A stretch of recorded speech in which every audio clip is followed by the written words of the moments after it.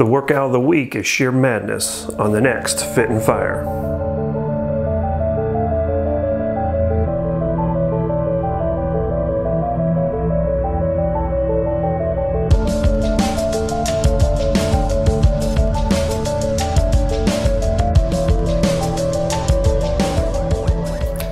Welcome to another edition of Fit and Fire, your home for guns and gear and the fitness to do both. I'm Mark and I really appreciate you guys stopping by.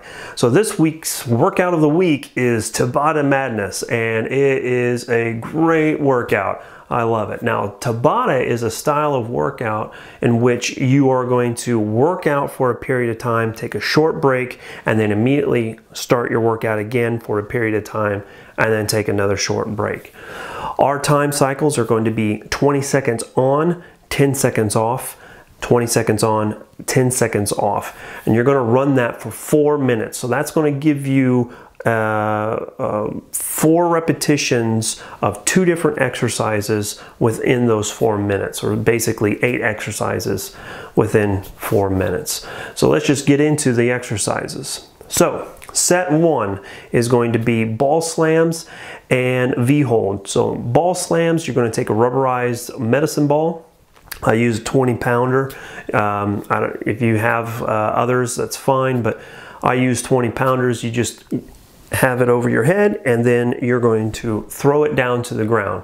Then the technique on this is as you bring it down, you're going to do a squat. It's very important to keep your back straight, and then your goal is to slam that ball to the ground and then catch it on the bounce. You don't want it to rest on the ground at all. So slam it to the ground, catch it on the bounce, bring it back up over your head, and then slam it back down to the ground. You're gonna do that for 20 seconds. Then once 20 seconds is up, take a 10-second break, and then immediately go into the second exercise of set 1, and that is V-hold. V-hold is nothing more than a V-up, if you're familiar with that, only you're not doing the setup portion of it. You're basically just sitting down, raising your legs off the ground, keeping your hands off the ground, and you can either keep your legs straight or you can bend your knees and bring your feet in. It kind of gives a little bit more of an intense workout to your core. I keep my legs straight. That's just how I do it. Again, 20 seconds on, and then take a 10-second break. You're going to do each of those exercises 4 times each, and that should round out 4 minutes. Now, once you get done with set 1 of the 4-minute workout, you're going to take a 1-minute break, and we're going to move into set 2. You can transition in that time period. The 2 exercises for set 2 is going to be burpees and then the Russian twist. So standard burpee here, 20 seconds off. You move into a squat thrust to put your chest all the way down to the ground, and then push up, bringing your legs up and up underneath you, and then coming up for a jump into the air, as you can see right here. And you're going to do that again, 20 seconds off, 20 seconds on, and then 10 seconds off. And then you're going to move directly into your Russian twists. Russian twists can be done in a couple different variations. The way I do it is I use a medicine ball, and I move the medicine ball from one side to the other, and then rotate it back to the original first position without the ball, come back for the ball, and then bring it back over. And then of course, while I'm doing that, my feet are up off the ground, as you can see here. So again, you're going to do those 4 times each, and that should be 4 minutes once you get through the way that we're working this. You complete set 2, take a minute break, and then transition to set 3. Set 3 is going to be your jump lunges. If you've seen some of my previous videos, you might be familiar with them, but it's nothing more than a forward lunge with a jumping element, as you can see right here. Very important while you're doing this to make sure you're swinging your arms and keeping your back straight. I like to look forward or just up to the ceiling a little bit. By looking up, that allows me to keep my back nice and straight.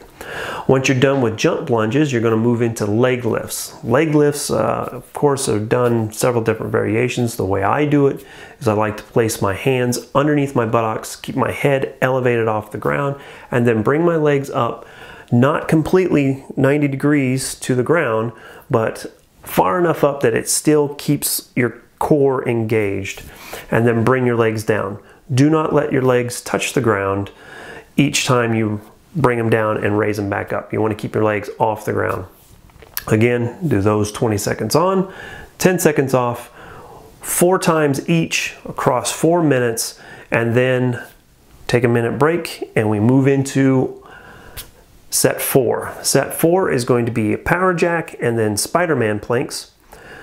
Power jack is nothing more than a modified jumping jack.